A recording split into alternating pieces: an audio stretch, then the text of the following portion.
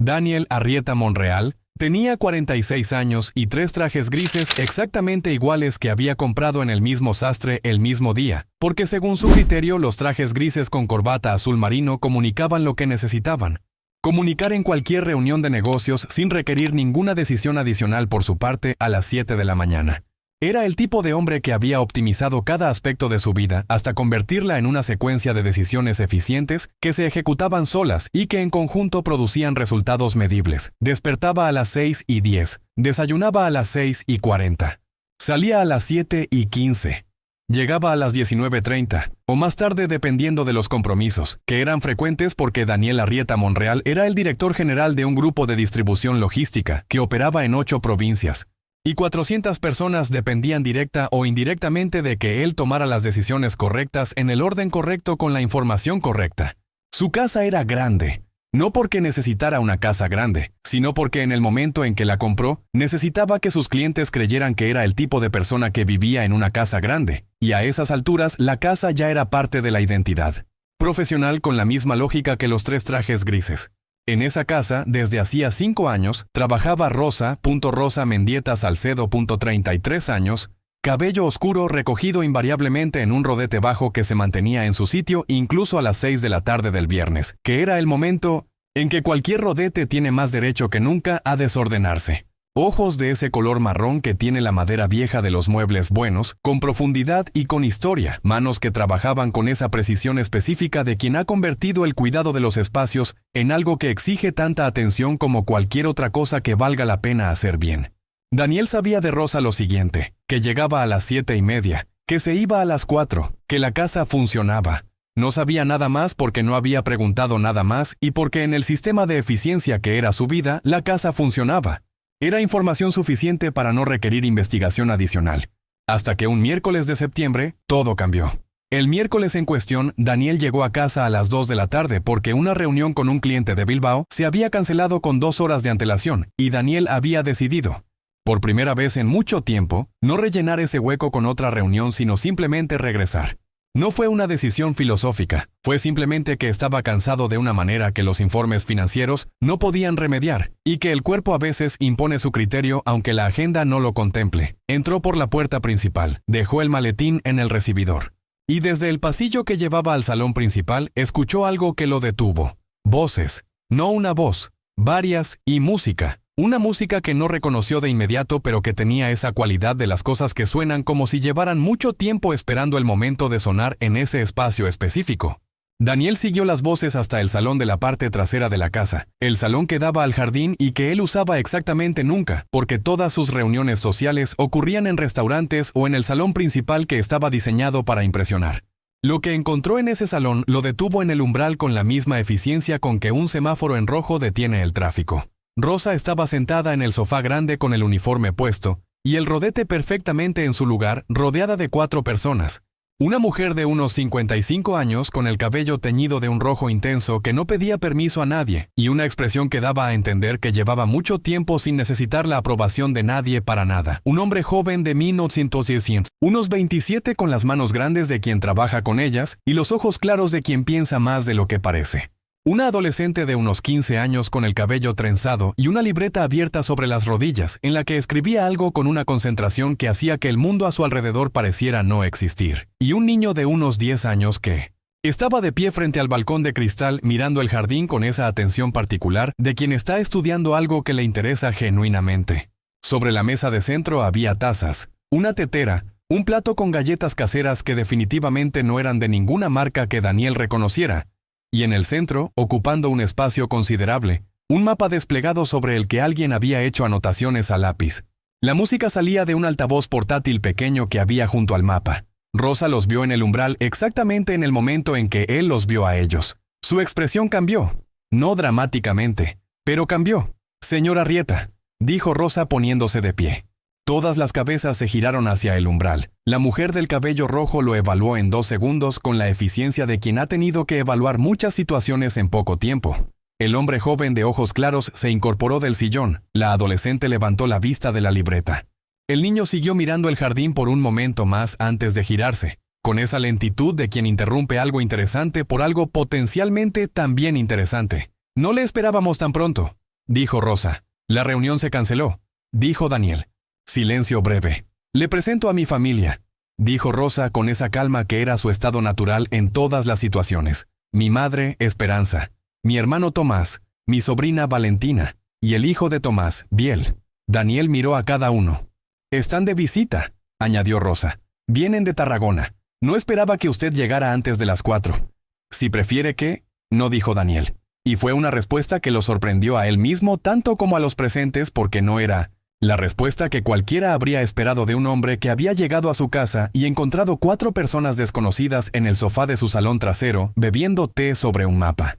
Esperanza, la madre de Rosa, había dejado de evaluarlo y había pasado a mirarlo con algo más parecido a la curiosidad genuina. ¿Quiere té?, preguntó con una naturalidad que daba a entender que la pregunta tenía exactamente el mismo peso en cualquier circunstancia.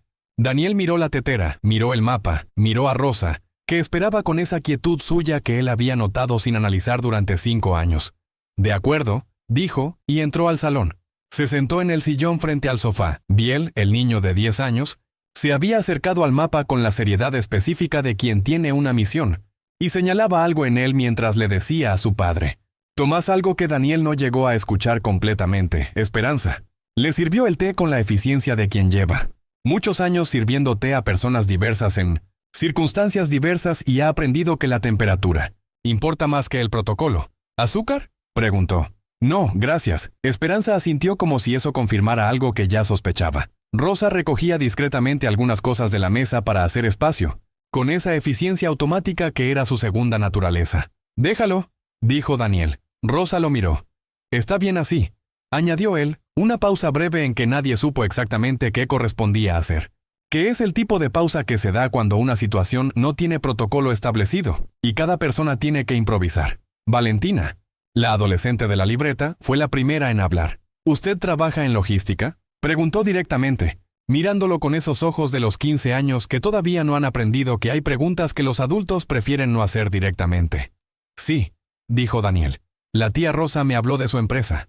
Dice que distribuyen en 8 provincias. Así es. ¿Cómo organizan las rutas?, preguntó Valentina con una seriedad que no era de adulto fingiendo interés, sino de adolescente que genuinamente quería saber. Daniel la miró. ¿Por qué te interesa eso? Porque estoy haciendo un proyecto sobre optimización de redes de distribución para clase de matemáticas y mi profesor dice que los casos reales son mejores que los teóricos. Daniel miró a Rosa. Rosa tenía esa expresión de quien está calculando si debe intervenir y ha decidido que no. ¿Qué nivel de detalle necesitas?, preguntó Daniel. Valentina abrió la libreta. Tengo preguntas específicas, dijo.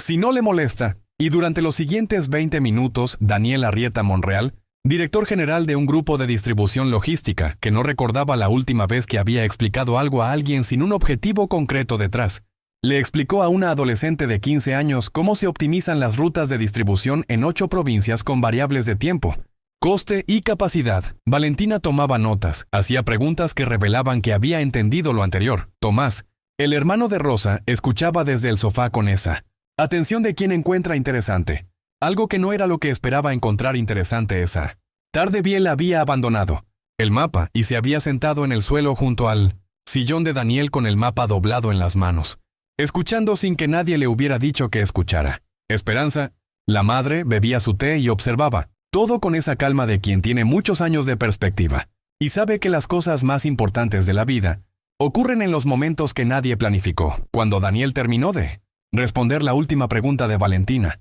el salón quedó en silencio un momento. Gracias, dijo Valentina.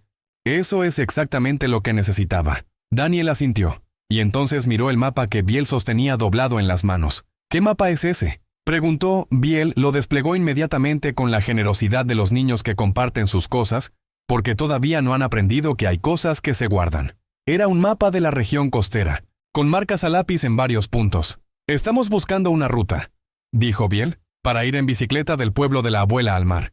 Mi papá dice que hay una ruta de montaña, pero yo creo que hay una más corta por el valle. ¿Habéis calculado los tiempos?, preguntó Daniel. Biel lo miró. No. ¿Y los desniveles?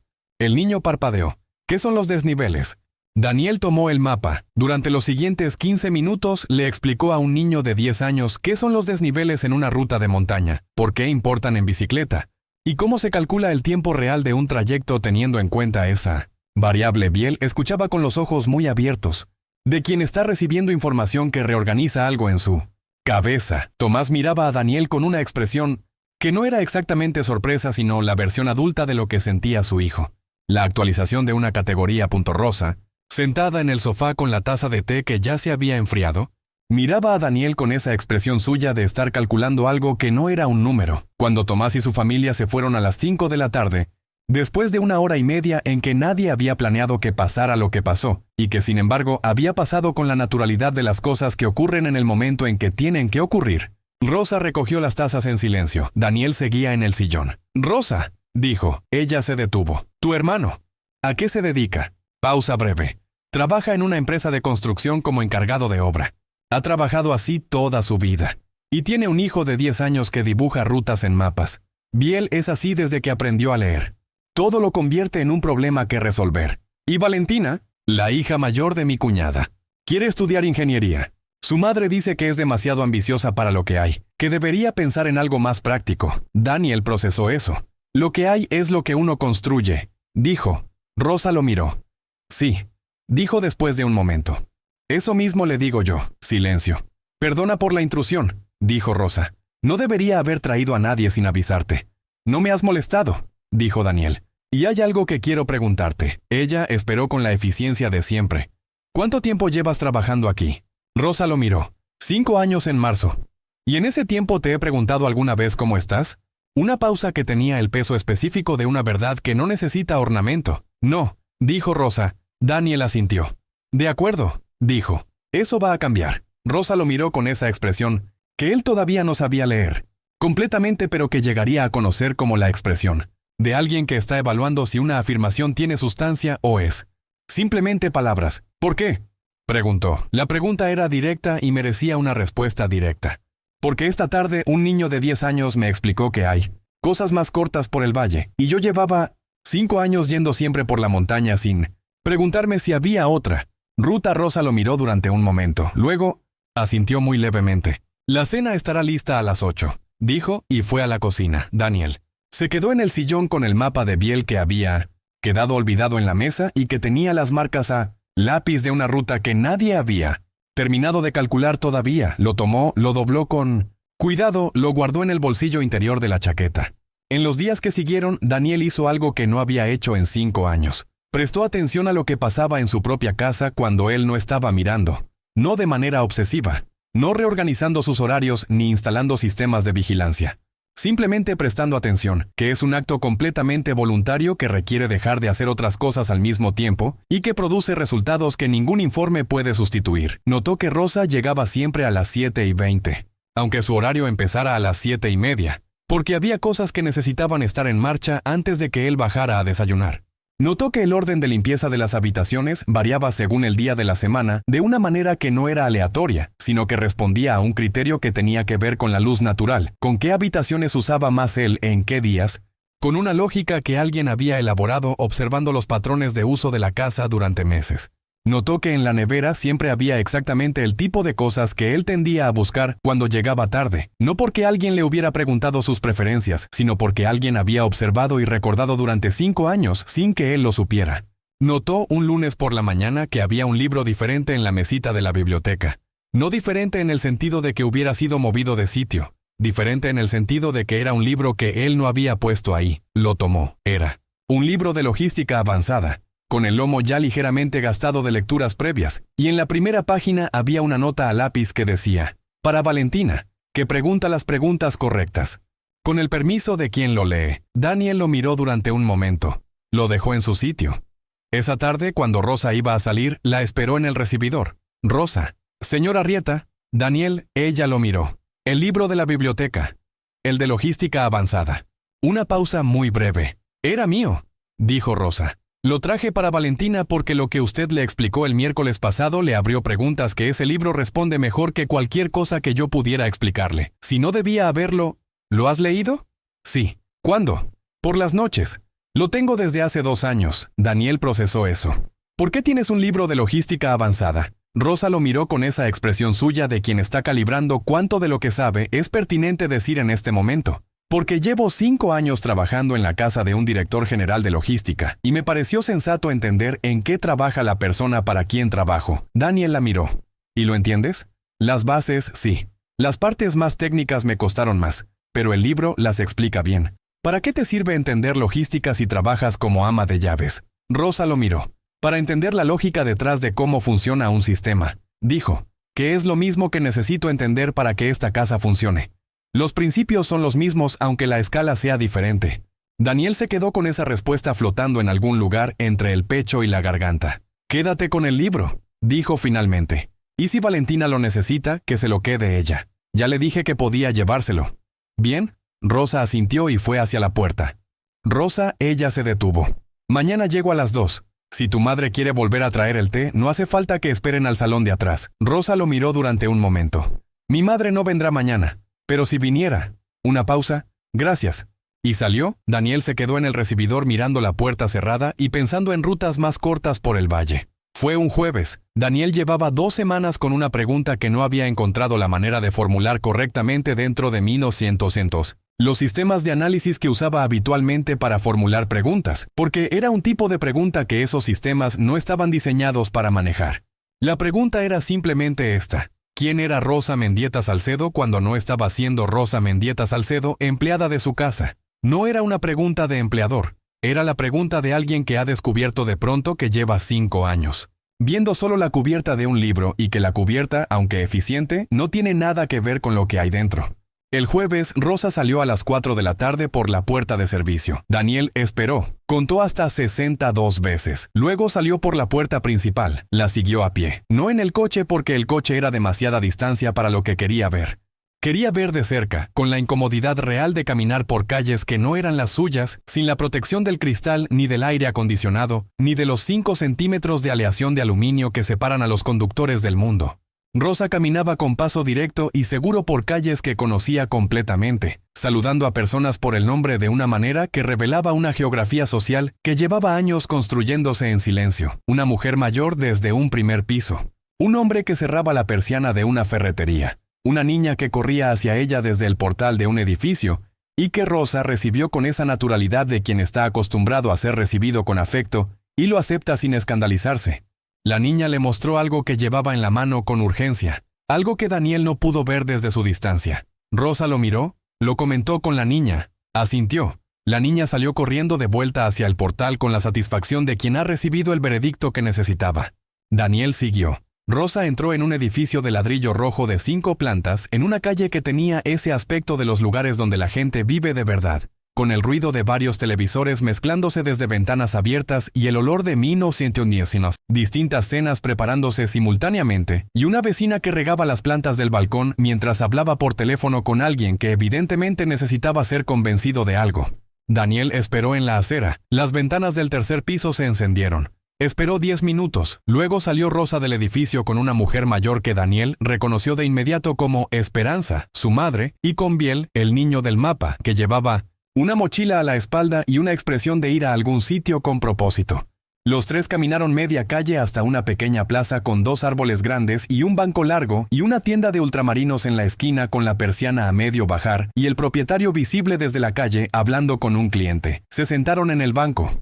Tomás llegó 2 minutos después desde la dirección contraria con una bolsa de plástico de donde sacó fruta y la distribuyó entre los 4 con esa eficiencia doméstica de los que llevan tiempo siendo el proveedor de algo. Y entonces ocurrió algo que Daniel no esperaba. Rosa sacó del bolso un cuaderno. No un cuaderno cualquiera. Un cuaderno de tapa dura oscura que tenía el aspecto de algo que se usa con regularidad y con cuidado, con el lomo ligeramente gastado de muchas aperturas. Lo abrió. Dijo algo. Tomás se inclinó a mirar. Biel se subió al banco para poder ver desde más alto. Esperanza seguía comiendo la fruta con la serenidad de quien ya sabe lo que hay en el cuaderno y no necesita acercarse. Daniel se acercó todo lo que pudo sin ser visto, desde su posición. Podía ver que el cuaderno tenía páginas llenas de texto y tablas y lo que parecían números organizados en columnas.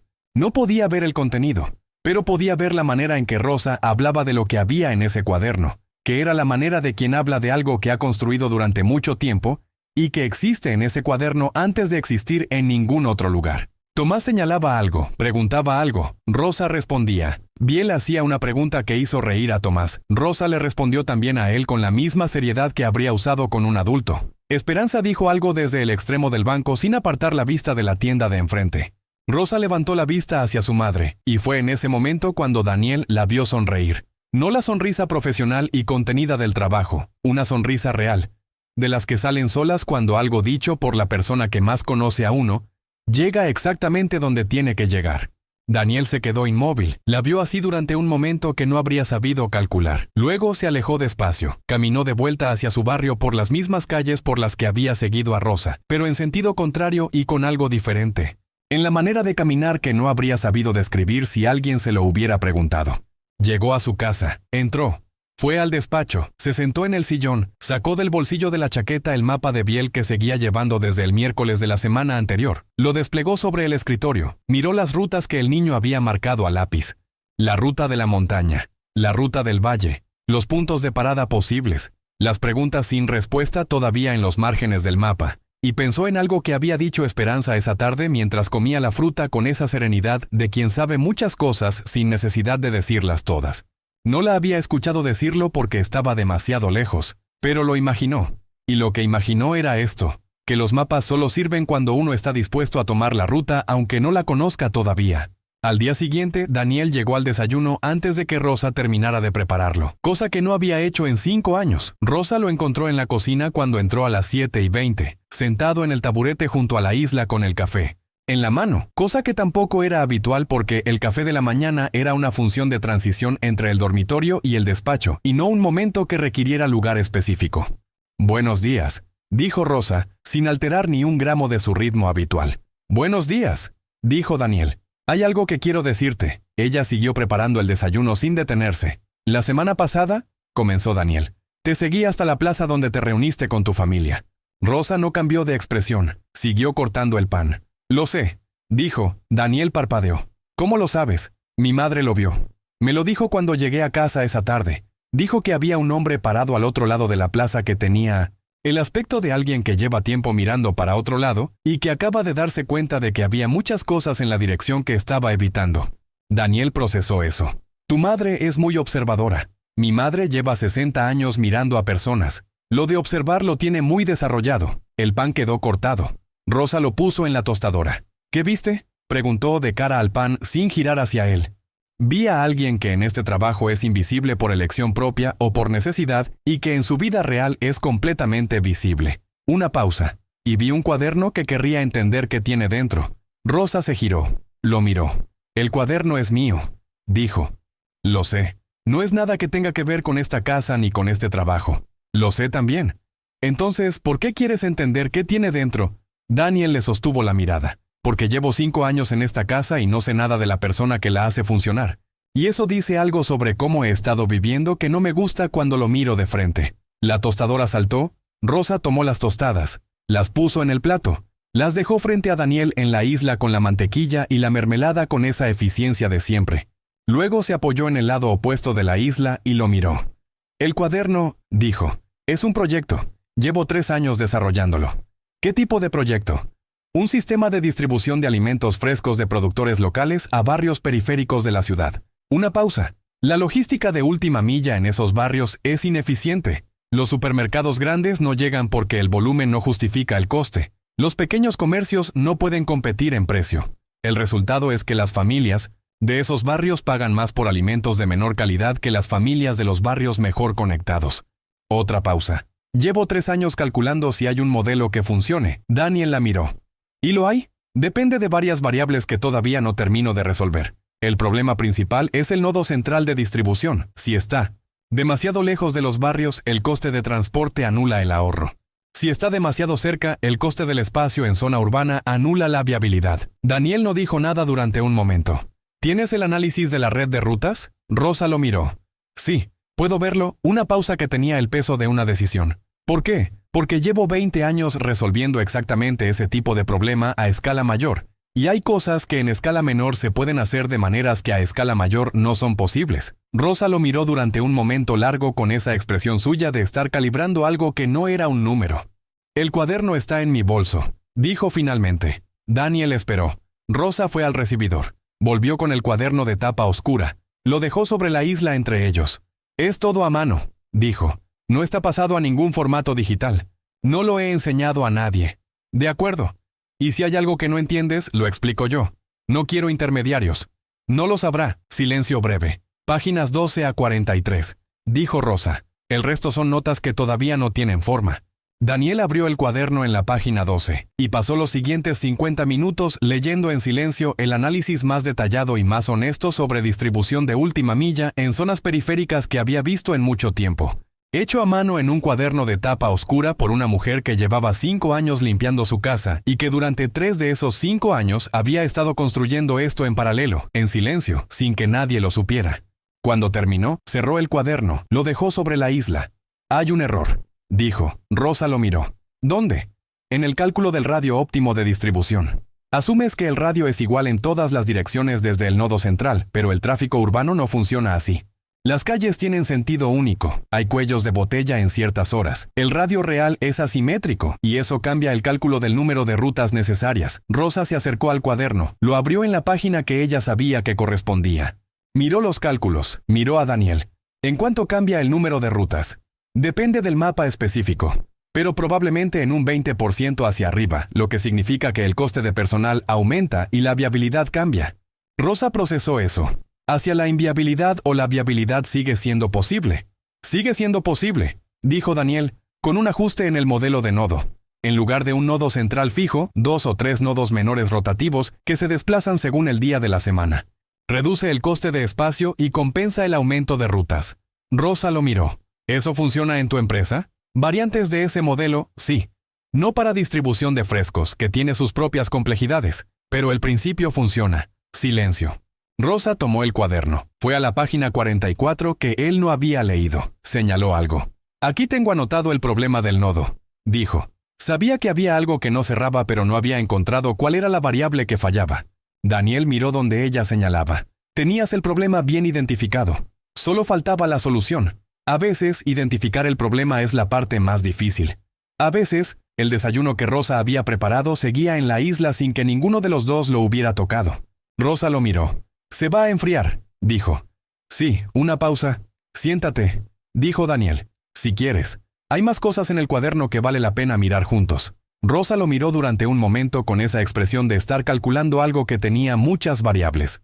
Luego tomó el taburete del otro lado de la isla. Se sentó, abrió el cuaderno, y durante la siguiente hora, mientras el desayuno se enfriaba y luego lo calentaron de nuevo porque Rosa dijo que comer frío cuando no hace falta no tiene ningunas. Lógica. Rosa Mendieta Salcedo le explicó a Daniel Arrieta Monreal el proyecto que había estado construyendo durante 3 años en silencio en las páginas de un cuaderno de tapa oscura.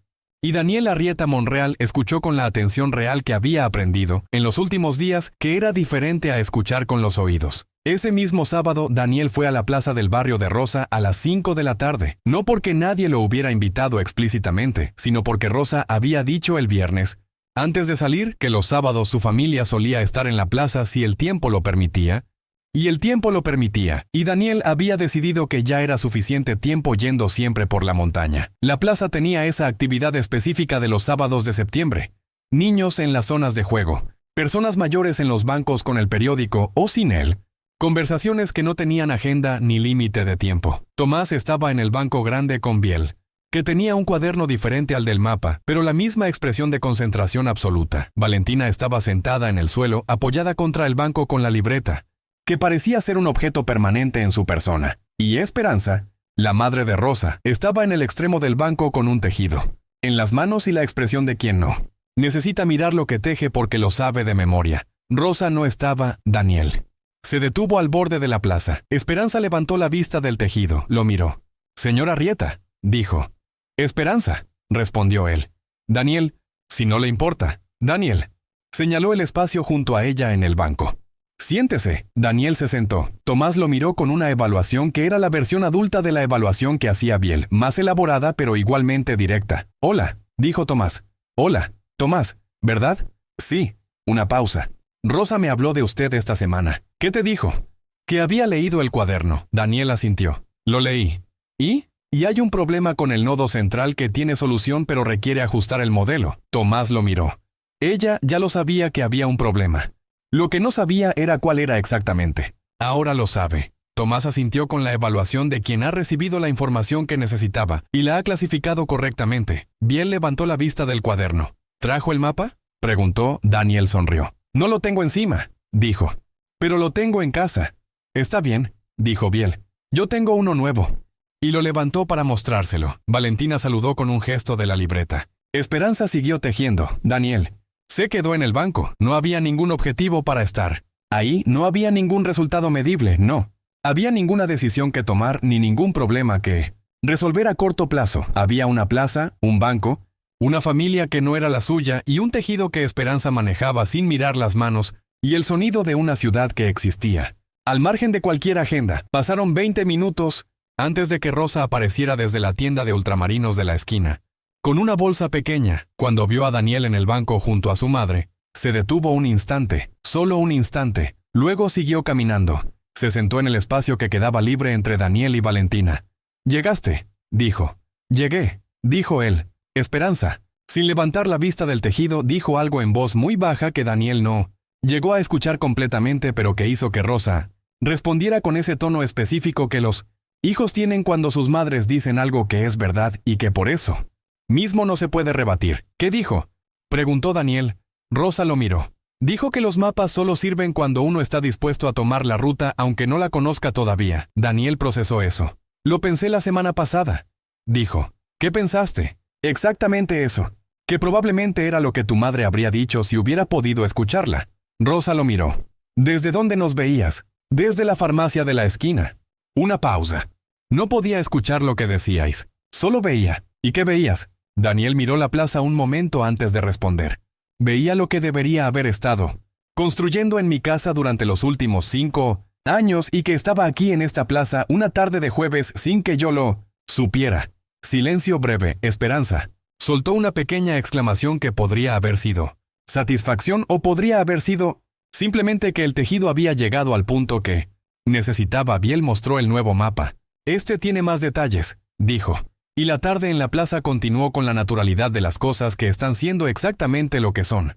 Durante las semanas siguientes, Daniel y Rosa tuvieron las conversaciones que no habían tenido en 5 años, no todas a la vez, no de manera dramática, sino con esa lentitud específica de las cosas que se construyen bien, que requieren que cada parte esté seca antes de poner la siguiente. Rosa le contó sobre el proyecto con la precisión de quien ha pensado en ello durante mucho tiempo y sabe exactamente qué ha resuelto y qué no.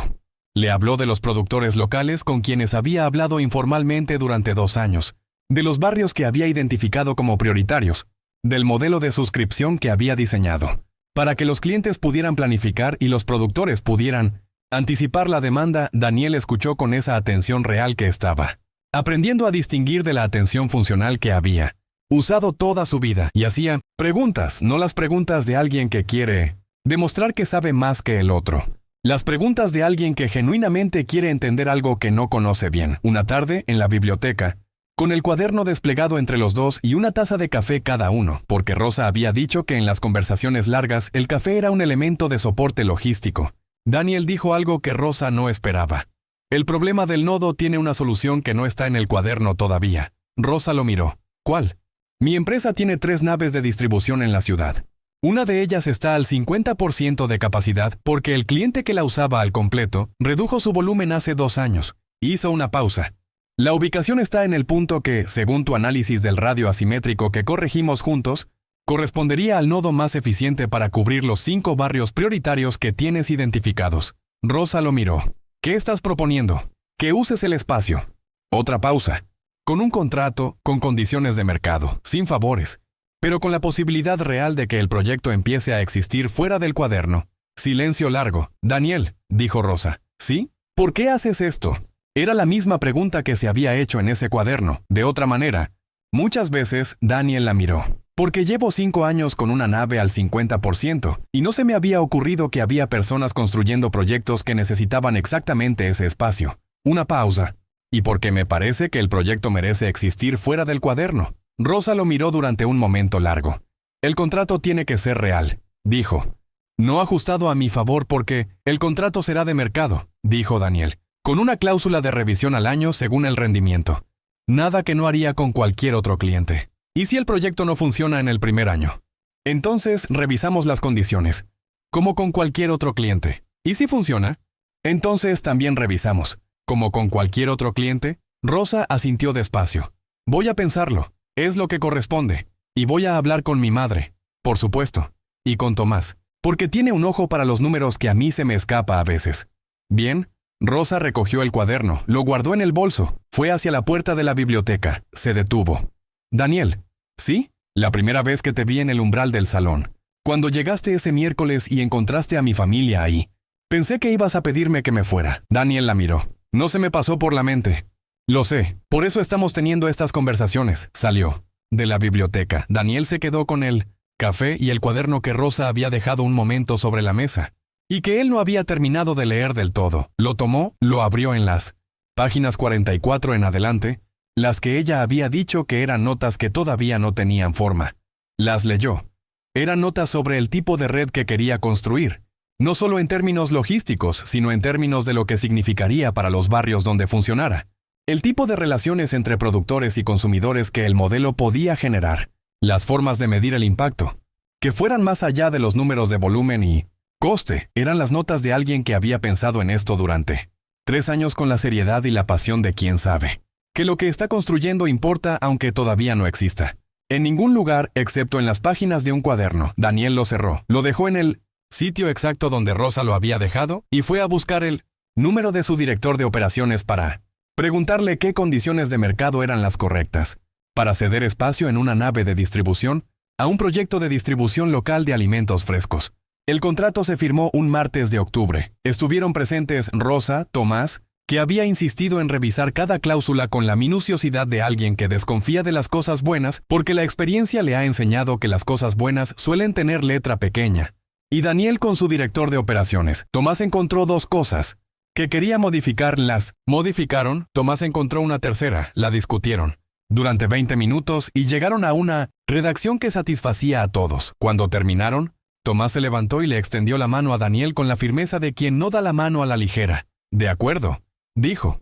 Y eso, Daniel había aprendido ya, era la máxima expresión de aprobación, disponible en el vocabulario de Tomás Mendieta. La primera ruta de distribución salió un lunes de noviembre. Rosa había pasado los 2 meses anteriores haciendo lo que el cuaderno ya tenía resuelto, pero que requería ser trasladado del papel a la realidad.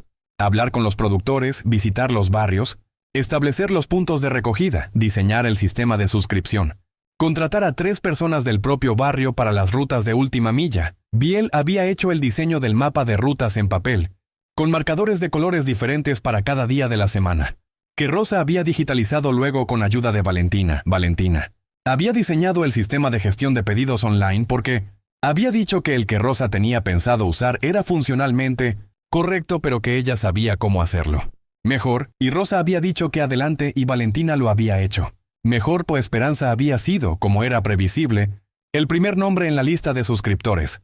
Daniel había sido el segundo. No porque necesitara el servicio.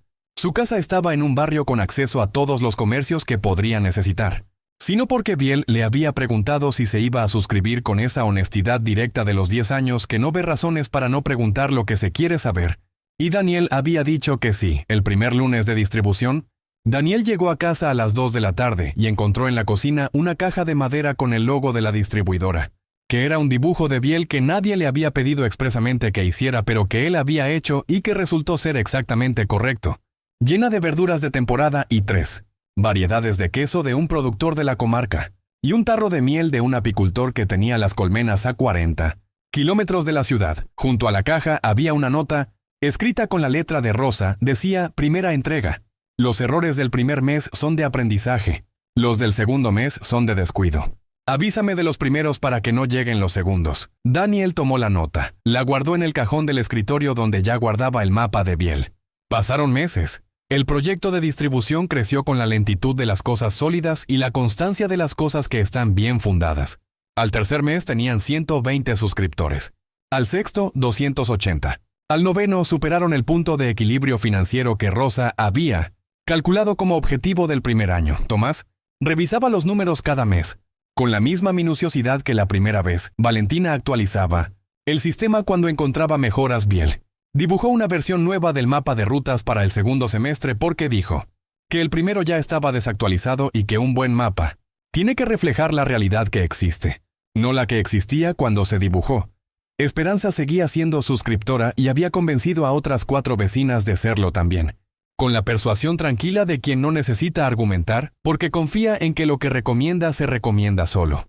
Daniel había dejado de llegar a casa siempre a las 19:30, no porque su trabajo hubiera cambiado, sino porque había cambiado la manera en que organizaba lo que había dentro y fuera de ese trabajo, que no es lo mismo pero produce efectos que desde fuera se parecen. Llegaba algunas tardes a las 6, otras a las 7, los viernes con más frecuencia que al principio, a las 5:30 para estar en la plaza de la hora de los bancos y las empanadas, y las libretas y los mapas. Rosa había dejado de ser exclusivamente el ama de llaves de su casa. No había habido un momento en que ese cambio se hubiera declarado. Había ocurrido de la manera en que ocurren las cosas que tienen sustancia, despacio, sin anuncio, con la consistencia de algo que se construye, bien desde la base. Fue una tarde de mayo cuando la conversación, que ninguno de los dos había iniciado formalmente, encontró su momento. Estaban en el jardín de la casa. Rosa había traído el cuaderno, que tenía ahora páginas nuevas con el registro de los primeros meses del proyecto y con notas sobre la expansión que estaba proyectando para el segundo año. Daniel tenía el mapa de Biel desplegado sobre la mesa porque Biel había pedido que lo devolviera para actualizarlo y él había prometido que lo haría ese fin de semana. El jardín tenía esa calma de las tardes de mayo que son largas y tranquilas, y que huelen a algo que no se puede nombrar exactamente, pero que todo el mundo reconoce. Rosa, dijo Daniel, ¿sí? Hay algo que llevo tiempo queriendo decirte y que no he encontrado el momento correcto para decir. Rosa lo miró. ¿Y ahora lo es? Creo que sí. Pausa. Cuando llegué a casa ese miércoles de septiembre y te encontré en el salón con tu familia y el té y el mapa, lo primero que sentí fue la incomodidad de alguien que descubre que en su propia casa pasan cosas que no sabía. Una pausa. Pero lo segundo que sentí, que tardó más en llegar pero que era más verdadero, fue algo parecido a reconocer algo que había olvidado que existía. Rosa escuchó sin interrumpir. No sé cómo describirlo exactamente. Había 5 personas en un salón de mi casa compartiendo té y mirando un mapa y hablando de cosas que les importaban, y eso me resultó más real que cualquier cosa que había pasado en esa casa en mucho tiempo. Otra pausa.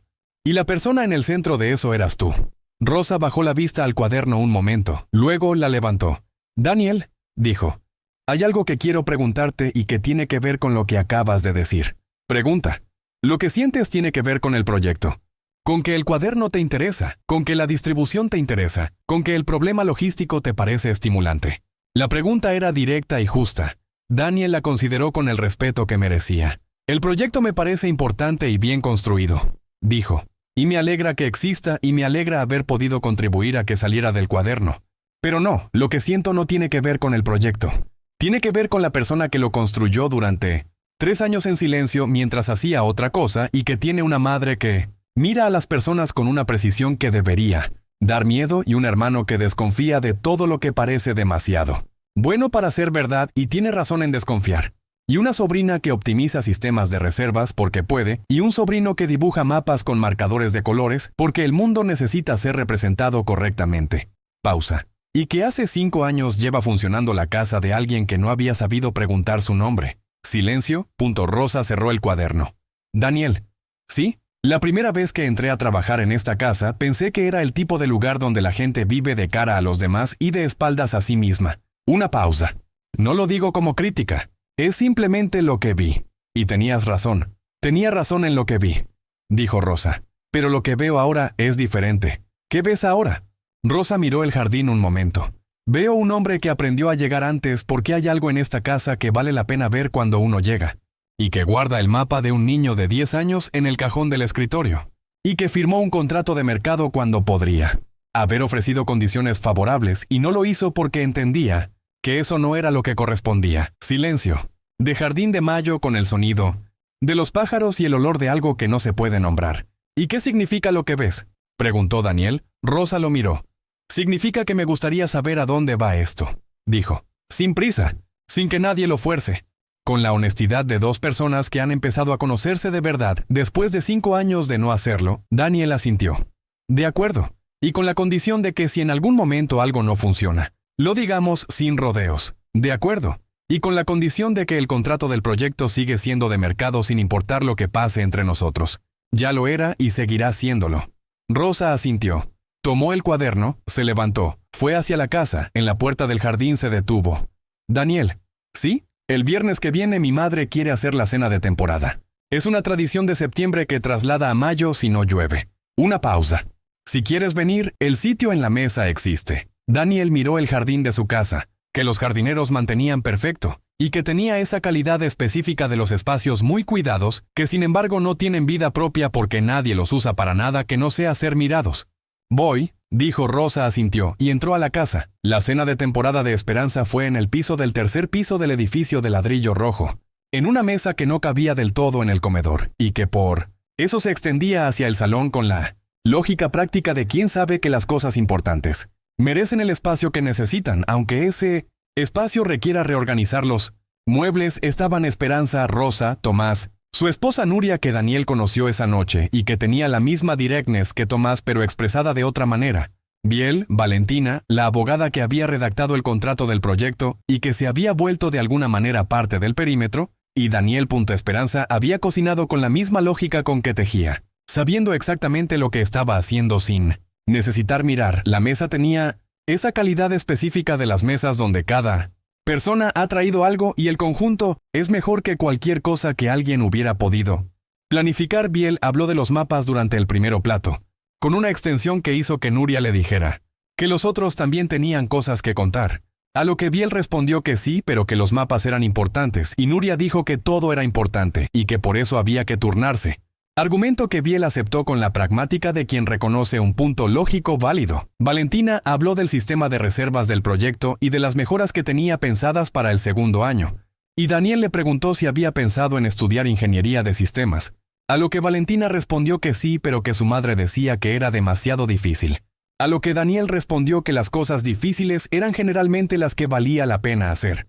A lo que Esperanza dijo desde el otro extremo de la mesa, que eso mismo llevaba diciéndole a su hija desde que Valentina tenía 3 años. Tomás habló de una obra complicada que estaba llevando y de lo que implicaba, en términos de gestión de materiales y plazos, y Daniel escuchó con el interés real de alguien que encuentra que la logística de construcción y la logística de distribución tienen más puntos en común de lo que parece cuando se miran desde lejos. Rosa habló poco durante la cena, pero escuchaba, con esa atención suya que registraba todo sin aparentarlo, y Esperanza, desde su silla, tejía la conversación con la misma habilidad con que tejía la lana, añadiendo hilos en el momento correcto, dejando espacio donde hacía falta espacio, anudando los extremos que sin su intervención se habrían quedado sueltos. Después de la cena, cuando Biel y Valentina habían pasado al salón a discutir algo sobre la ruta de bicicleta que seguía sin estar resuelta del todo, y Tomás y Nuria recogían la mesa con esa eficiencia